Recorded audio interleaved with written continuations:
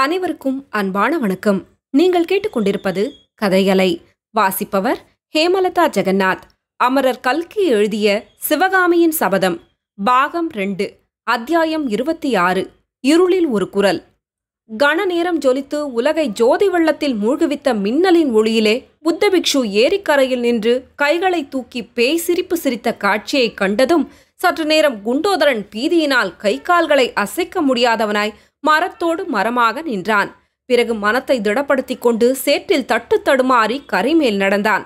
கரையை பிளந்து கொண்டு தண்ணீர் ஓடிய இடத்தை நோக்கி உத்தேசமாக அவன் நடந்தபோது மறுபடியும் கண்ணை பறிக்கும் மின்னல் ஒன்று மின்னியது. அதன் ஒளியில் வெட்டப்பட்டிருந்த கால்வாய் முன்னால் பார்த்ததை காட்டிலும் அகன்றிருப்பதையும் தண்ணீர் முன்னைவிட வேகமாய் கரையை பிளந்து கொண்டு போவதையும் பார்த்தான். புத்தபிக்ஷு நின்ற இடத்தில் அவரை காணவில்லை. ஆனால் மண்வெட்டி மட்டும் கிடந்த இடத்திலேயே கிடந்தது. உடனே குண்டோதரனுடைய மனத்தில் சிறிது தைரியம் உண்டாயிற்று. கால்வாயை ஒரே தாண்டாக தாண்டி அப்பால் குதித்தான். அக்கறையில் கிடந்த மண்வெட்டியை கையினால் தடவி எடுத்துக்கொண்டு அவசரமாக மண்ணை சரித்து வாய்க்காலில் தள்ளத் தொடங்கினான். அப்படி தள்ளி கொண்டிருக்கும் போதே, ஆஹா, இது வீண் பிரயத்னம் போலிருக்கிறதே என்ற எண்ணம் அவன் மனத்தில் தோன்றியது. அதே சமயத்தில் அவன் கழுத்தண்டை ஏதோ ஸ்பரிச உணர்ச்சி ஏற்படவே சட்டென்று மண்வெட்டியை கீழே போட்டுவிட்டு நிமிர்ந்தான்.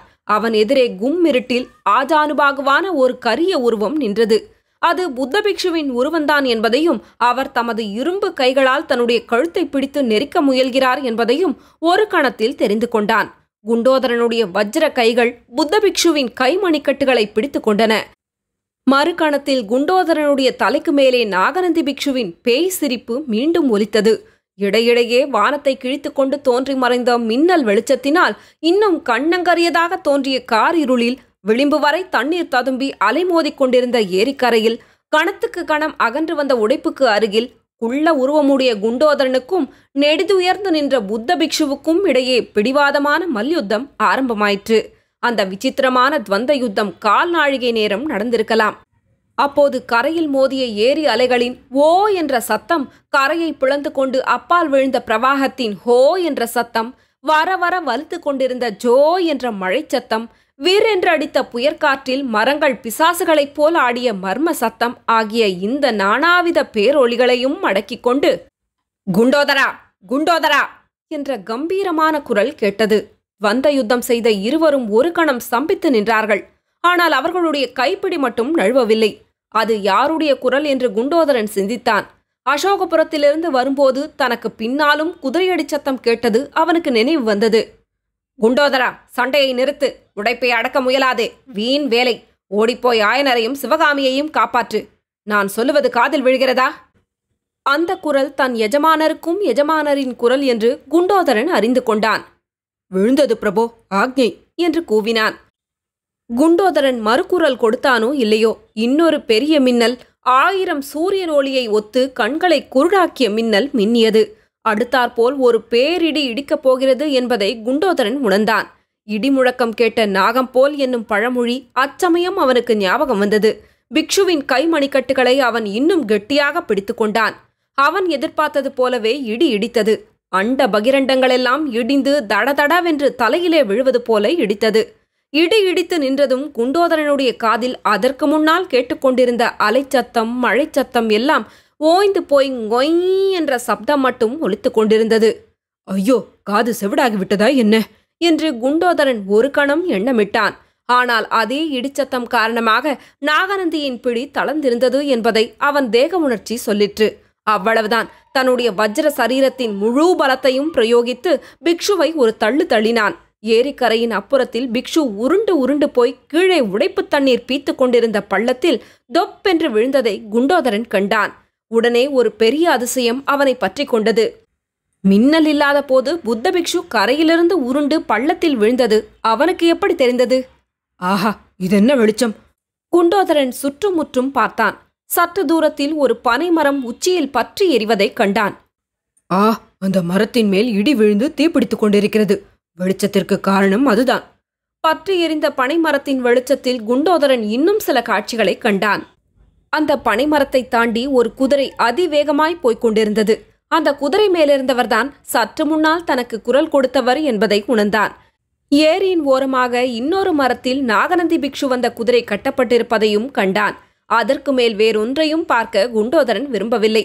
அந்த குதிரை இருந்த இடத்தை நோக்கி பாய்ந்து சென்றான். நடுவில் கால் சறுக்கி கீழே விழுந்ததை கூட அவன் பொருட்படுத்தவில்லை.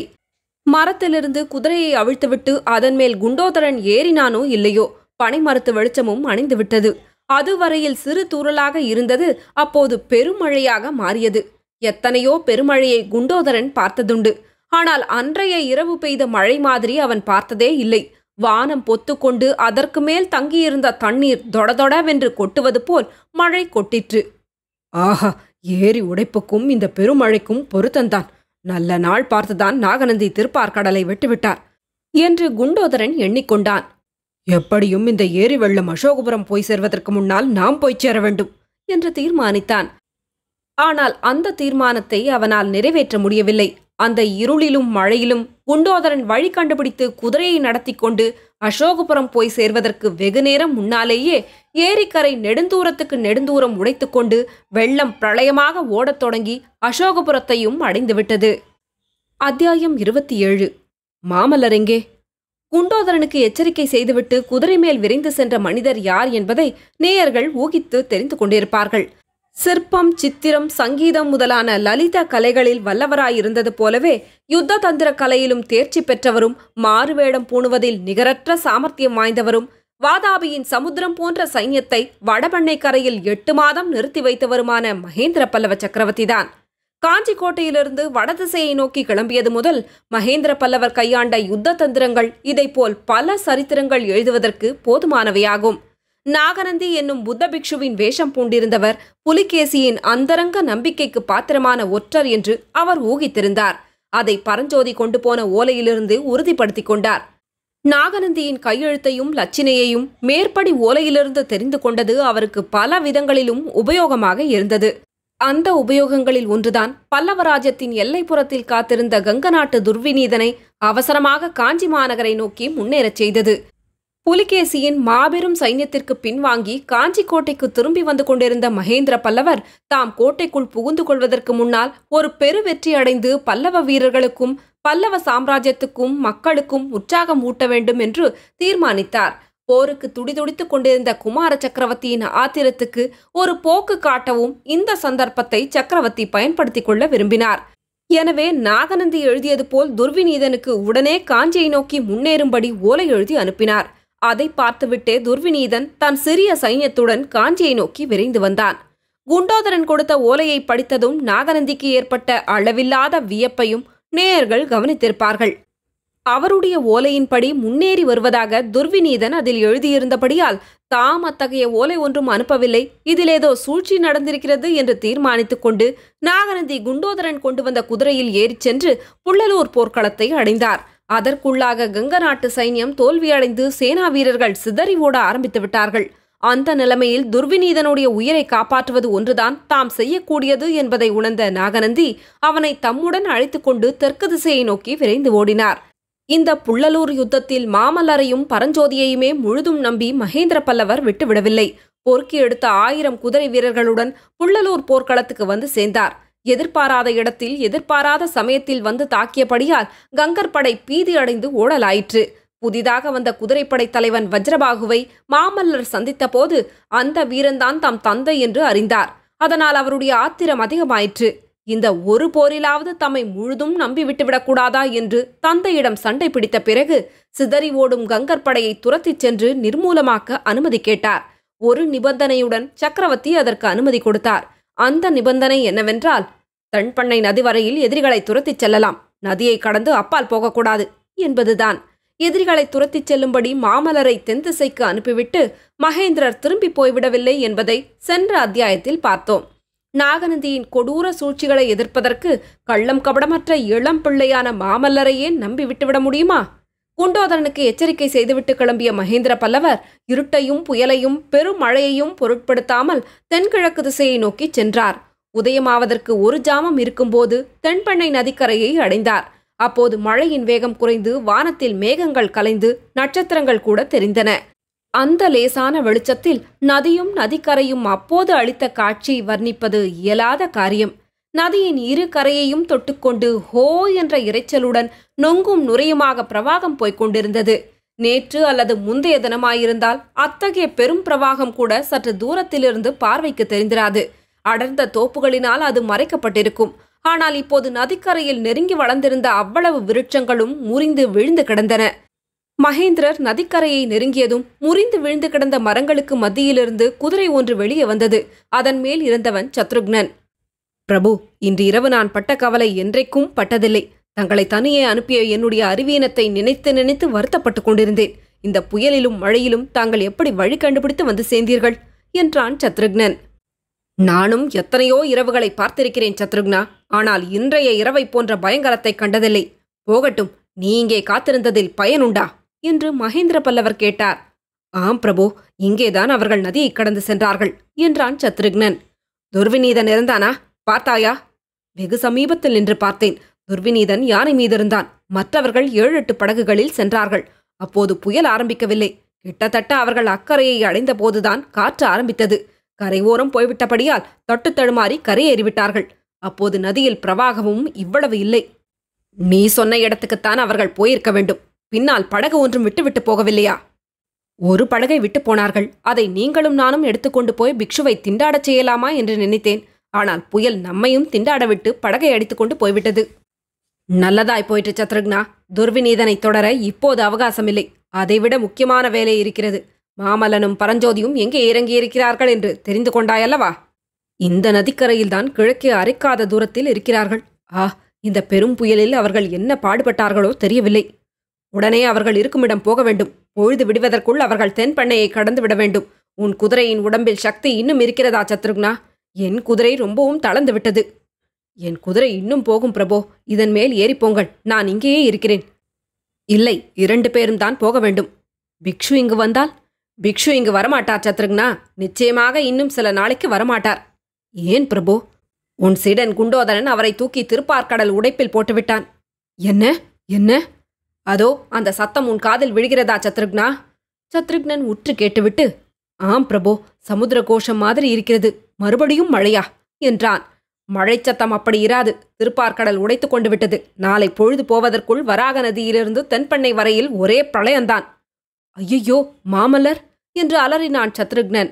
வா போகலாம். மாமல்லனையும் பரஞ்சோதியையும் எச்சரித்து காப்பாற்றலாம் என்றார் மகேந்திரர். சுவாமி, குண்டோதரன் திருப்பார்கடல் உடைப்பை அடைக்க முயற்சி செய்தான். அது முடியாத காரியம். ஓடிப்போய் ஆயனரையும் சிவகாமியையும் காப்பாற்று என்று எச்சரிக்கை செய்துவிட்டு வந்தேன். என்ன செய்தானோ? ஆஹா, அவர்கள் வேறு அகப்பட்டு கொண்டார்களா? இன்றைக்கு உண்மையிலேயே மிக பயங்கரமான இரவுதான் என்று சத்ருக்னன் கூறி குதிரையை போகும்படி முடுக்கினான். இது பயங்கரமான இரவானாலும் ஒரு பயன் கிடைத்தது சத்ருக்னா. புலிகேசியை கொல்வதற்கு இன்னொரு ஆயுதத்தை கண்டுபிடித்தேன் என்றார் சக்கரவர்த்தி. பிரபு, தாங்கள் உண்மையிலேயே விசித்திர சித்தர்தான் என்று சத்ருக்னன் வியப்புடன் கூறினான். 2 குதிரைகளும் நதிக்கரையோரமாக கிழக்கு திசையை நோக்கிச் சென்றன. வழியெல்லாம் முறிந்து கிடந்த மரங்களை தாண்டி போவதில் அவர்களுக்கு எவ்வளவோ சிரமம் ஏற்பட்டது. எனினும் பொழுது புலரும் சமயத்தில் அவர்கள் பல்லவ சைன்யத்தின் பாசறையை வந்தடைந்தார்கள். அல்லோல கல்லோலமாய் கிடந்த அந்த பாசறையில் நுழைந்ததும் பல்லவ வீரர்களுக்கெல்லாம் வந்திருப்பவர் மகேந்திர சக்கரவர்த்தி என்பது தெரிந்துவிடவே பலமான ஜெயகோஷம் எழுந்தது. மகேந்திரர் தளபதி பரஞ்சோதியை பார்த்தவுடனே அவருக்கு பேச இடம் கொடாமல், தளபதி, உடனே புறப்பட வேண்டும். இன்னும் 1 நாழிகைக்குள் தென்பண்ணையை கடந்து அக்கறை போக வேண்டும். நீந்த தெரிந்தவர்கள் நீந்தட்டும். நீந்த தெரியாதவர்கள் மரம் மட்டை எதையாவது பிடித்துக் கொள்ளட்டும். குதிரைகள் யானைகள் எல்லாவற்றையும் ஆற்றில் அடித்து விடுங்கள். ஆயுதங்கள் சாமக்கிரியைகள் எது போனாலும் போகட்டும். மனிதர்கள் பிழைத்தால் போதும் என்றார்.